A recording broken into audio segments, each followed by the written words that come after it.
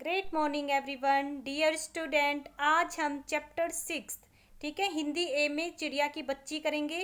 चिड़िया जैसे कि आप जानते ही हो, ठीक है, और उसके छोटे छोटे बच्चे तो चिड़िया की बच्ची कहलाते हैं। ठीक है, यहाँ पर चिड़िया को कैद करने की कोशिश की जाती है। जैसे कि आप सभी जानते हो कैद में रहना कितना मुश्किल है कोरोना काल में। ठीक है, तो आज हम पढ़ेंगे चिड़िया की छोटी सी बच्ची की प्यारी सी कहानी, जिससे हमें सीख मिलेगी कि कोई भी कैद में नहीं रहना चाहता। ये किसने लिखी है? जनेंद्र कुमार ने। जनेंद्र कुमार के बचपन का नाम आनंदी लाल था। इनकी मुख्य देन उपन्यास तथा कहानी है। एक साहित्यिक विचारक के रूप में भी इनका स्थान मान्य रहा है। ये थे जनेंद्र कुमार। चिड़िया की बच्ची। माधव दास कोई व्यक्ति है ने अपनी संगमरमर की नई कोठी बनवाई है। ठीक है, संगमरमर होता है जैसे एक सफ़ेद कीमती पत्थर होता है। ठीक है, और कोठी होती है जैसे आपको यहाँ पर दिखाई दे रहा है संगमरमर की नई कोठी, बंगलो टाइप। ठीक है, बिल्कुल सफ़ेद पत्थरों से बनी हुई, कीमती पत्थरों से बिल्कुल आलीशान एक अपनी कोठी माधव दास ने बनवाई है। ठीक है, तो यहाँ पर आपको दिखाई दे रहा है एक अच्छा, यहाँ पर उसके सामने बहुत सुहावना बगीचा भी लगवाया है। ठीक है, सुहावना क्या होता है? बहुत ही सुंदर। ठीक है, बगीचा भी लगवाया है। उनको कला से बहुत प्रेम है। धन की कमी नहीं है और कोई व्यसन छू नहीं गया है। ठीक है, व्यसन क्या होता है? दोष, यानी उनमें कोई दोष भी नहीं है, धन की कमी नहीं है और कला से भी उन्हें प्रेम है। सुंदर अभिरुचि के आदमी हैं। अभिरुचि होती है पसंद। ठीक है, यानी उनकी जो अभिरुचियां हैं, इंटरेस्ट है, वो भी सुंदर हैं। फूल पौधे, रकाबियों से, होजों में लगे फुहारों में उछलता हुआ पानी उन्हें बहुत ही अच्छा लगता है। रकाबियां होती तस्तरी, ठीक है, जैसे प्यालियां।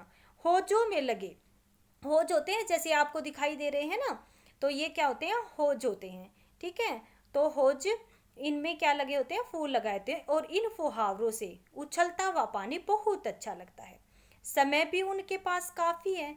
ठीक है, तो जो माधव दास होते हैं उनमें उन्होंने क्या है, अपने लिए सभी सुख सुविधाएं बनवाई हुई हैं, बंगलो बनवाया है, कोठी बनवाई है। शाम को जब दिन की गर्मी ढल जाती है, ठीक है, जैसे दिन में बहुत ज़्यादा गर्मी होती है और गर्मी ढल जाना होता कम हो जाना। शाम को जब दिन की जो गर्मी होती है वो ढल जाती है, यानी कम हो जाती है, और आसमान कई रंग का हो जाता है, तब कोठी के बाहर चबूतरे पर, ठीक है, चबूतरे पर तख्त डलवा कर, या जैसे आपको दिखाई दे रहा है ये चबूतरा, ठीक है, थोड़ा सा जमीन से उठा भाग होता है, चौड़ा सा होता है, इसे हम चबूतरा बोलते हैं। ठीक है, तख्त डलवाकर, तख्त क्या होता है? लकड़ी का बेड डलवाकर मसनद के सहारे वह, मसनद क्या होता है? देखो आपको दिखाई दे रहा है, बड़ा गोल तकिया, ठीक है, कुछ इस तरह का। ओके, तो मसनद के सहारे वह गलीचे पर बैठते हैं और प्रकृति की छटा निहारते हैं।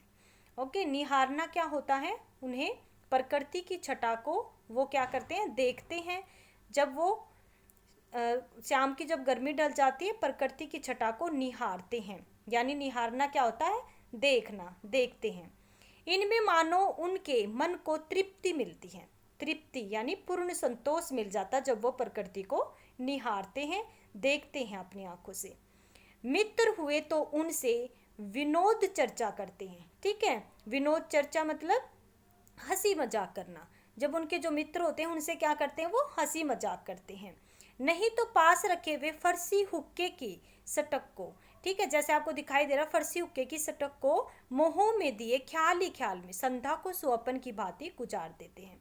ठीक है, ये आपको हुक्का दिखाई दे रहा है, ये इसकी स्टक है। ठीक है, इससे क्या करते हैं? वो अपने मुंह में डालते हैं और क्या करते हैं? ख्याल ही ख्याल, यानी मन ही मन में, ठीक है, हम अपने मन ही मन में ख्याल लिए हुए संध्या यानी शाम, संध्या क्या होती है? शाम के समय स्वप्न की भांति गुजार देते हैं। भांति या, ठीक है, तो स्वप्न यानी स्वप्न की भांति यानी उसकी तरह ही उसको गुजार देते हैं। ठीक है, या तो वो क्या करते हैं? प्रकृति की छटा को निहारते हैं या फिर अपने मित्रों से विनोद चर्चा करते हैं। ठीक है, और या फिर जब उनके मित्र नहीं होते हैं तो वो संध्या के समय अपना समय किस कैसे गुजारते हैं? इन सभी आरामदायक चीज़ों से, ठीक है, जो उसे उसके मन को अच्छी लगती हैं। आज कुछ कुछ बादल थे, घटा गहरी नहीं थी। घटा यानी काले बादल आए हुए थे, कुछ गहरे नहीं थे। ठीक है, तो देखिए धूप का जो प्रकाश था उनमें से छन छन कर आ रहा था। जब ज़्यादा जैसे गहरी घटा नहीं होती है तो धूप उनमें से निकल आती है। माधवदास मसनद के सहारे बैठे थे।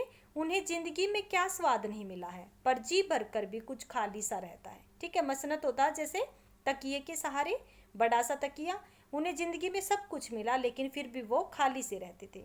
उस दिन संध्या समय उनके देखते देखते सामने के गुलाब की डाली पर एक चिड़िया आन बैठी। चिड़िया बहुत सुंदर थी। यानी जब वो देख ही रहे थे बस संध्या का नज़ारा, तो एक सुंदर सी चिड़िया वहां पर आकर बैठ गई।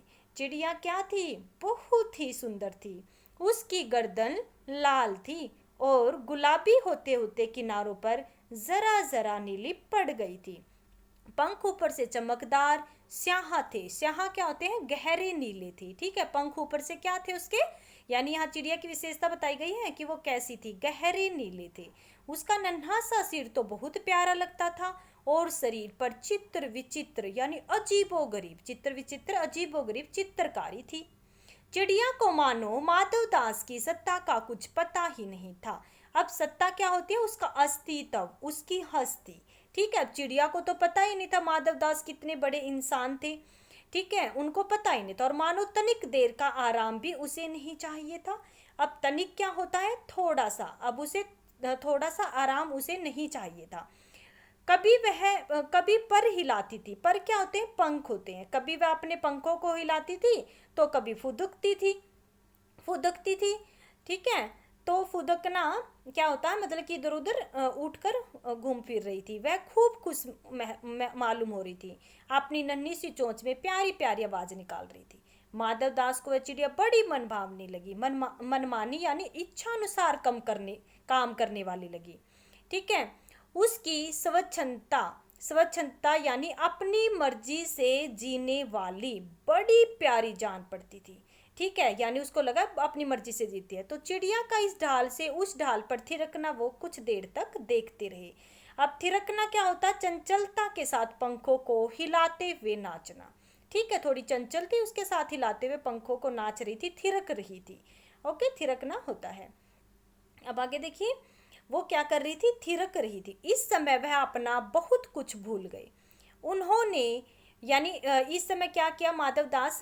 ठीक है, क्या कर रहे थे? अपना बहुत कुछ भूल गए थे उस चिड़िया को देखकर। उन्होंने उस चिड़िया से कहा, आओ, तुम बड़ी अच्छी आई। यह बगीचा तुम लोगों के बिना सूना लगता है। सुनो चिड़िया, तुम खुशी से यह समझो कि यह बगीचा मैंने तुम्हारे लिए ही बनवाया है। तुम बेखटके यहाँ आया करो। बेखटके क्या होता है? बिना किसी डर के, बिना संकोच के तुम यहाँ आ जाया करो। ठीक है, माधवदास ने चिड़िया से कहा। चिड़िया पहले तो असावधान रही, यानी जो सावधान न हो यानी लापरवाह रही। फिर जानकर, यानी पहले तो उसे कुछ ज्ञात ही नहीं था। ठीक है, तो वह असावधान थी। फिर जानकर कि बात उससे ही की जा रही है, वह एकाएक तो घबराई। एकाएक होता बिल्कुल अचानक, एकदम से घबरा गई। फिर संकोच को जीत कर बोली। अब संकोच होती है अपनी हिचकिचाहट। ठीक है, जो उसे घबराहट हो रही थी उसे जीत कर वह बोली। ठीक है, जो उसे मतलब कि ये हो रहा था कि मेरे अंदर संकोच है, घबराहट है, उसको मतलब कि मन ही मन अंदर किया। और फिर वह उसको जीत कर बोलती है कि मुझे मालूम नहीं था कि यह बगीचा आपका है। मैं अभी चली जाती हूँ। पल भर सांस लेने में यहाँ टिक गई थी। ठीक है, पल भर होता कुछ क्षणों के लिए। सांस लेने में मैं यहाँ टिक गई थी, कुछ समय के लिए। टिकना यानी रुकना। ठीक है, फिर माधवदास ने कहा, हाँ बगीचा तो मेरा है, यह संगमरमर की कोठी भी मेरी है, लेकिन इस सब को तुम अपना भी समझ सकती हो। सब कुछ तुम्हारा है। तुम कैसी भोली हो, कैसी प्यारी हो। जाओ नहीं, बैठो, मेरा मन तुमसे बहुत खुश होता है। ठीक है, तुम्हें देखकर मैं बहुत खुश हूँ। चिड़िया कुछ कुछ सकुचा गई, यानी सकुचाना होता है कुछ कुछ, यानी क्या कर गई? घबरा गई। उसे बोध हुआ कि यह उससे गलती तो नहीं हुई कि यह आकर बैठ गई है। उसका थिरकना रुक गया। ठीक है, भयभीत सी वह बोली, यानी एकदम से उसका थिरकना क्या हो गया? रुक गया। जो इधर उधर से वह घूम रही थी वह एकदम से रुक गई, क्योंकि उसे क्या हुआ? वो घबरा गई थी उसकी बातों को सुनकर। भयभीत सी वह बोली, भयभीत होता है डरी हुई सी वह चिड़िया बोली। ठीक है, मैं थक कर यहाँ बैठ गई थी, मैं अभी चली जाऊंगी, बगीचा आपका है, मुझे माफ करें। ठीक है, धन्यवाद। आज के लिए इतना ही, आगे हम कल करेंगे। ओके बेटा, बाय।